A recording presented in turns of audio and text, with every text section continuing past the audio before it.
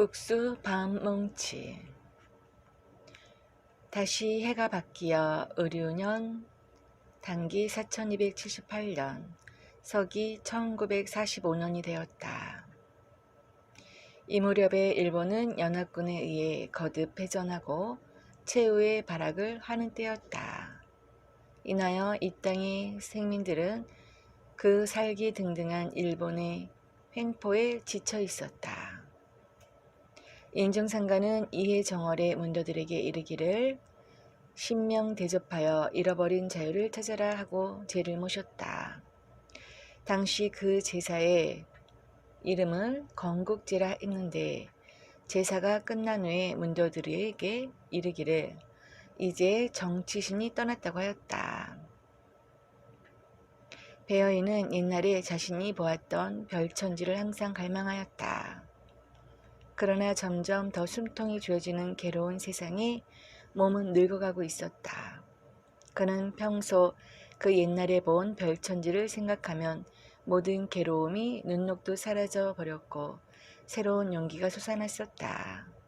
하지만 그것이 이제는 전부가 환상이요 꿈이었다는 생각으로 바뀌고 있었다.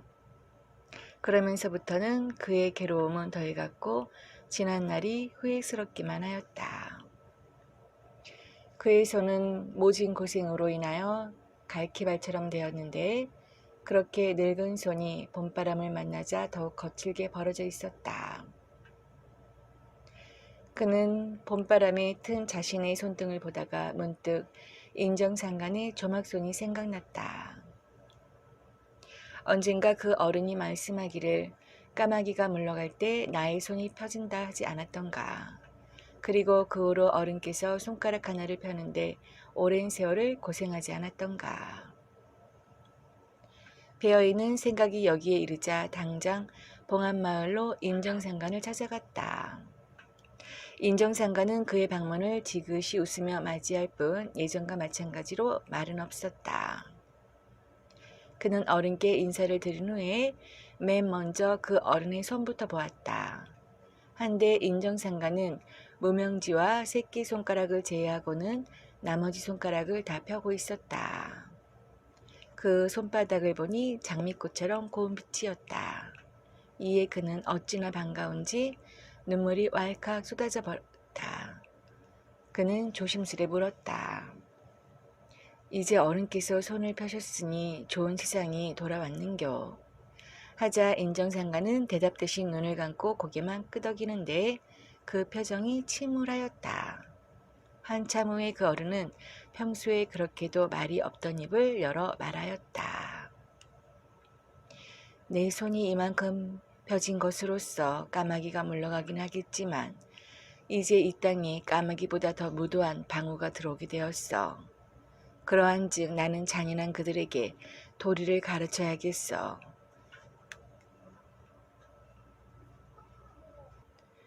그래야 우리 매긴들이 살아남을 수가 있어. 까마귀가 쫓겨가면 나는 여기를 떠나 다른 곳에서 방울을 기르며 그것들에게 도리를 가르칠 거네. 그러나 나는 방우가 물러가는 것을 보지 못하고 세상을 떠날 것이야. 배 여인은 까마귀가 쫓겨간다는 말은 바로 알아들을 수가 있었다. 어른께서 항상 일본인을 가리켜 까마귀라 했기 때문이다. 그러나 어른께서는 개를 가리켜 항상 방우라 했었는데 이 땅에 다시 방우가 들어온다는 말은 통 알아들을 수가 없었다. 하여 그는 방우에 대하여 알아보고자 했으나 어른께서는 입을 굳게 다물고 더 이상 말하지 않았다. 그래서 그는 더 묻지 못하고 집으로 돌아왔다.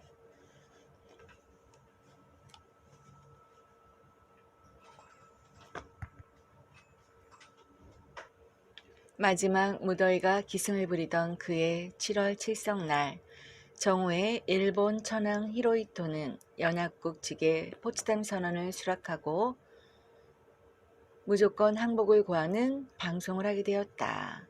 그러자 이 땅이 드디어 외놈의 질곡에서 벗어나 해방이 되었다. 해방이 되자 박금태, 서보산, 이규환 등이 인정상간 댁에 달려왔다. 이들은 환희의 눈물을 흘리면서 어른께 중생을 위해 돌을 펴줄 것을 간청하였다. 그러자 인정생관이 대답하였다. 나의 돈은 장차 내 응상감이 맡아서 할 것이다. 그래도 이제부터 내가 할 일이 따로 있지. 하여 그들이 인력거를 끌고 와 어른을 모시고 떠나니 뒤따르는 무리가 수백 명이었다. 이때까지 봉안마을 사람들은 인정상간이 한가 토끼똥이나 먹고 사는 벙어리 늙은이로 알고 있었는데 수백 명의 군중에 호위되어 떠나는 것을 보고 비로소 깜짝 놀랐다고 한다. 인력거가 정의 샘바다를 지날 때 인정상가는 무리에게 들으라는 듯이 여기가 중앙지로구나 하였다. 무리가 태인에 이르자 김경학 선생이 와서 무리 중에서 서보산을 찾았다. 선생은 서보산보다 훨씬 연상이었고 강증산 선생을 생존시에 모셨던 분이었다. 김경학 선생이 서보산에게 물었다. 옛날에 우리 상제님의 말씀이 내일은 처녀 뱃속에 있네 아쉬웠는데 언제나 그 처녀가 아기를 낳고 그 아기가 상제님 일을 할 것인가? 이에 서보산이 대답하였다. 상제께서 말씀하신 처녀의 뱃속에 있다는 것은 처녀가 아기를 낳는다는 뜻이 아니라 진실한 처녀의 마음속에 있다는 뜻인 듯 합니다. 그렇다면 우리 인정상가님은 동정녀로 늙으신 어르신이니 이 어른이야말로 진실한 처녀의 마음을 지닌 분이 아닐는지요. 그러자 김경학 선생이 크게 감탄하고 고개를 끄덕이며 말하였다. 자네 말이 맞네 맞아. 그러고 보니 상제님께서 치마 밑에 도통 나온다는 말씀도 하셨다네. 이때부터 김경학 선생도 와서 인정상가님을 공경히 받들어 모시게 되었다. 서보사는 선생과 상의하여 태인에 있는 옥천사 절 방을 잠시 빌려 인정상간을 모시고자 하였다. 하여 인력거가 태인 하마청 상거리를 지나는데 인정상간이 인력거를 멈추게 하고 내리시어 논두렁에 누우며 무리에게 물었다. 내가 고생 다 한 줄 알았더니 또 남았던가. 이리 가면 절 아닌가. 그러한데도 무리는 별 수 없이 어른을 절 방으로 모시게 되었다.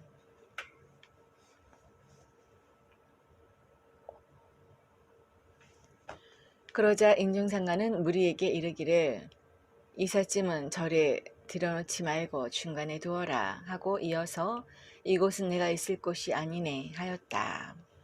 하여 무리가 여러 곳에 집을 물색해 놓고 인정상가께 마땅한 곳을 물었으나 고개를 좌우로 흔들 뿐 응하지 않았다. 그리고 가까운 데서 찾아보라 하였다. 그런데 마침 태인의 대상 박중창이 찾아왔다. 조장 서보사는 전부터 그와 절친한 사이였다. 서보사는 그에게 사정을 말하고 협력해 줄 것을 간청하였다. 그러자 박중창은 혼연히 자기 집으로 어른을 모시겠다고 하였다. 하여 서보사는 인정상관께 박중창의 집으로 거처를 옮기시는 것이 어떻겠느냐고 물어보았다.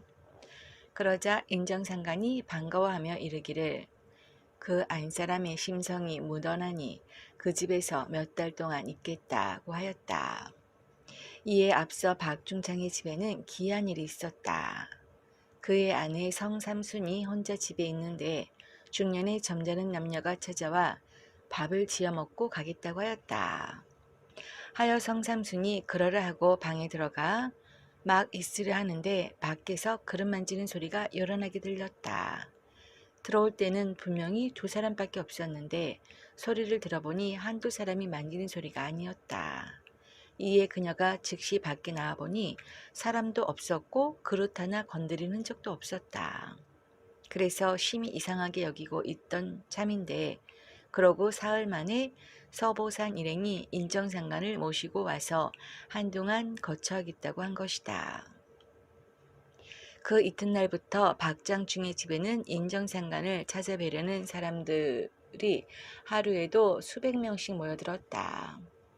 그러나 박중창의 아내 성삼순 여인은 얼굴 한번 찌푸리지 않고 인정상관을 극진히 받들어 모셨다.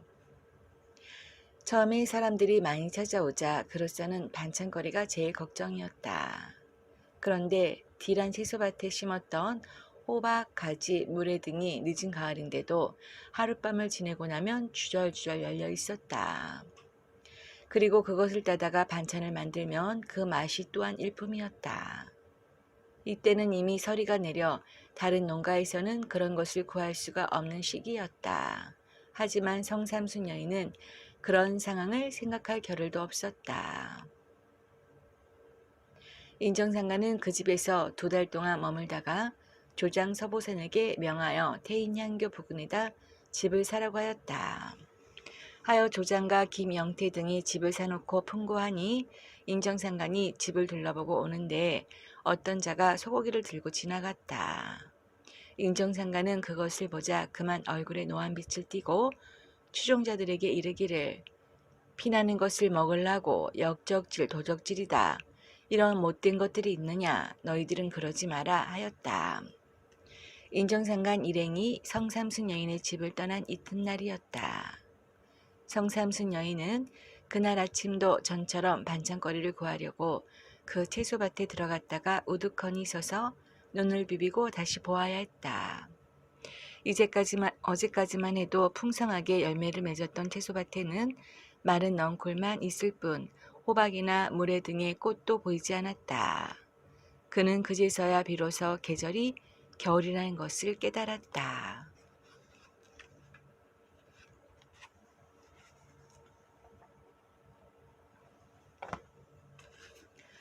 그해 겨울 준경에서 김구 선생을 비롯한 임시 정부 요인들이 국내에 들어왔다. 그러나 이들은 다 미국의 압력에 의해 한갓 평민의 자격으로 들어오게 되었다. 그런데다 이미 모스크바에서는 이 땅을 신탁 통치하자는 미소영 삼상회의가 있었다. 이에 임정 요인들은 탁치 반대 국민총동원위원회를 결정하고 서울에서부터 반탁운동을 지도하고 나섰다. 인하여 인정상간의 문화에서는 전국의 기출을 심히 궁금하게 여기고 있었다. 그러한 때인데 어느 날 인정상간이 조장 서보산에게 국수를 사오라 하였다. 하여 서보산이 향교 부근의 상점을 다 다녀보았으나 국수를 놓고 파는 데가 없었다. 그가 할 수 없이 되돌아가 어른께 국수를 살 곳이 없다고 말하자 어른이 이르기를 다시 나가보아 하였다. 그러자 서보사는 다시 나와 행길에 무료히 머뭇거리고 있었다. 그때 마침 어떤 여인이 머리에 보따리를 들고 지나갔다. 그 보따리 안에 든 것 중에 하나가 꼭 국수뭉치 같았다. 하여 그는 염치를 불구하고 그 부인을 세워놓고 물었다. 그 보따리 안에 무엇이 들어있소? 국수가 들었는데 왜 그러지라오? 이에 서보사는 반가워 말하였다. 그걸 나에게 팔지 않겠소. 이건 팔 물건이 아니고 딸내 갖다 줄 것이지라오. 팔라는 서보산과 안 판다는 부인이 한참 승강이를 하였다. 마침내 서보사는 그 부인에게 그럼 반만이라도 팔라고 사정을 하여 겨우 승낙을 얻어냈다. 서보산이 국수를 뭉치 중에서 반절만 사와서 인정상간에게 드리자 인정상간은 그것을 받아 상 위에 올려놓고 서보산에게 말하였다. 이제 알겠는가? 그러나 서보산은 그것이 무엇을 두고 이르는 말씀인지 도무지 알 수가 없었다. 하여 그는 고개를 갸웃거리고 대답하기를 잘 모르겠습니다 하였다. 이에 인정상간은 잘 생각해 보아 하고는 더 이상 말하지 않았다. 며칠 후 이중성이 서울에서 돌아오는 길에 태인에 들러 서보산을 찾아왔다. 이중성은 임정요인들과 함께 반탁운동에 대하여 깊이 논의하고 오는 길이었다. 그 또한 전국의 기추가 심히 궁금하였던 것이다. 그가 서보산을 찾은 것도 바로 그래서였다. 그를 통해 근래 인정상간의 거동을 잘 살펴보면 전국의 기추를 짐작할 수 있는 암시를 얻을 수도 있으리라고 생각했던 것이다. 이중성이 최근에 인정상간이 특별한 거동을 보인 일이 없느냐고 묻자 서보사는 국수 사온 이야기를 해주었다. 그런데 그 이야기를 들은 이중성은 그만 아연실색하여 어쩔 바를 몰랐다. 그러자 서보산이 물었다. 국수에 도대체 무슨 뜻이 있기에 그렇게 놀라십니까? 하자 이중성이 되물었다. 아직 생각해 보지 않으셨습니까? 어른께서 잘 생각해 보라 하셨는데 도무지 알 수가 없었습니다. 국수를 나라 국자와 지킬 숫자로 생각해 보시오. 그런데 서양께서 겨우 절반만을 구해왔으니 이 나라가 장차 절반으로 지켜지게 될 것이라고 한번 생각해 보시오. 얼마나 두려운 일이 되겠소. 네, 그래서 놀라는 것이요. 이중성의 말이 여기에 이르자 서보산도 비로소 황연히 깨닫고 그와 함께 탄식을 하게 되었다.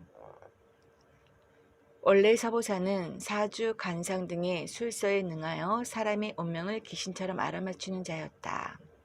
때문에 주머니에 돈 한 푼이 없어도 그가 맘만 먹으면 어느 음식점이나 술집에서도 다 공짜로 먹을 수가 있었다. 그가 입만 열면 사람들이 대번의 구름처럼 모여들었기 때문이다.